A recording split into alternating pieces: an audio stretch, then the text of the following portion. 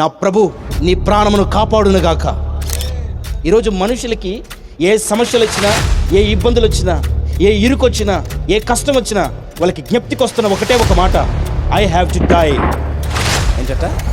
నేను చస్తే చెప్పండి. మానవులందరికీ ఎక్కువగా గుర్తొచ్చే మాట, పని, ఆలోచన ఏమిటంటే చనిపోవట. మీరు ఎప్పుడైనా నేను చస్తాను అన్నారంటే మీరు సాతాను గడి చేతులు ఉన్నారని మర్చిపోద్దు. ఎవరి చేతులు ఉన్నారు? సావాలని ప్రేరేపణ కానీ, చస్తే బాగుండన్న ఆలోచన కానీ మీకు వస్తుందంటే మీరు ఎవరి చేతులు ఉన్నారు తెలుసా? సైతాను గడి చేతులు ఉన్నారు మీరు. వాడే అంటాడు చావరాదు, ఇంకెందుకు బతుకుతున్నావు? యేసయ్యను కూడా కొండ మీద నిలబెట్టామంటాడు, దూకు, నువ్వు నిజంగా దేవుడు కుమారుడు అయితే ఈ నుంచి దూకితే నిన్ను దేవదూతలు వచ్చి నీ పాదములకు రాయి తగలకుండా అవి నిన్ను ఎత్తుపట్టుకుంటాయి కదా, దూకు యేసయ్యా.